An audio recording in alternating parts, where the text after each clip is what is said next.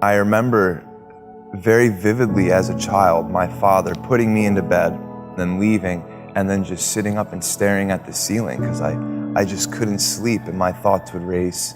There was all this other stuff that I didn't hear about at church. I had anxiety, no one talked about that in Sunday school. I had depression, no one talked about that in Sunday school. When I got into high school, I remember when I started drinking, when I started smoking, all of these things went away. And I remember feeling very good about that. I felt like I had found a solution to my problems. I wasn't worrying about how I was getting picked on. I wasn't worried about not fitting in. And I never could have imagined where that mentality would take me. I rode this wave, this story everyone hears about, this heroin epidemic, and I was on the peak, I was on the crest of it, and it overtook me. And one day I woke up and I was in my late 20s, and I was a liar, I was a thief, I was a cheater. I couldn't be trusted with anything.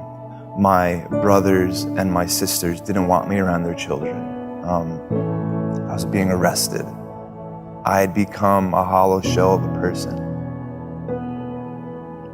It was at this time when I went to Market Street Mission, I lost any will to live. It's a very dark place to not want to live, but also not to want to take your life. And my sister sent me a letter about a year ago before this was taking place at Market Street. And she said in the letter that she believed in me and that I should believe in myself. And it didn't make sense to me. I couldn't comprehend anyone in my family believing me. I'd let them down so many times. A man comes to bring in the chapel service in the morning, and here I am in these chairs in this chapel, sweating and shaking. And this man talked about the Roman soldier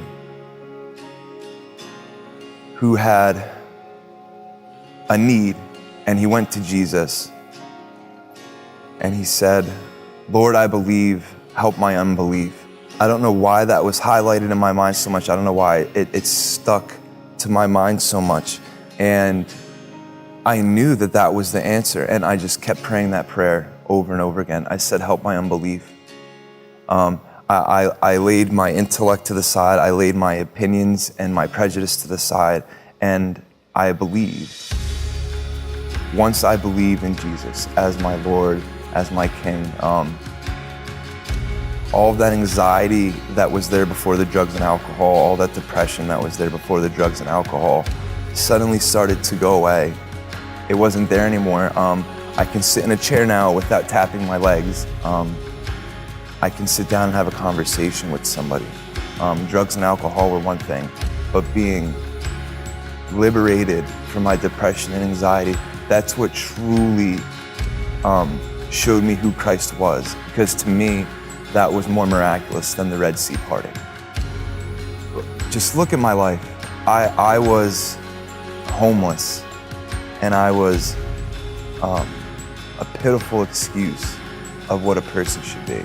And now I'm a loving member of my family. I see my nieces and nephews, and I see my brothers and sisters, they let their kids in.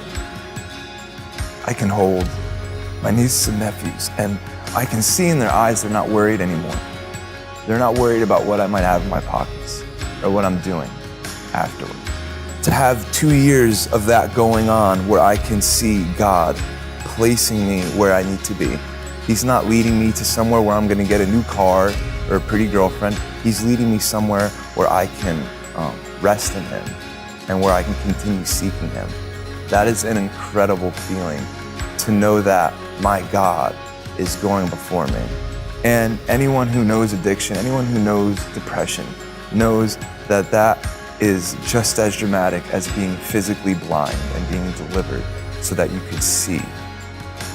And if there's anything you would take out of my testimony, is that God is performing miracles every day.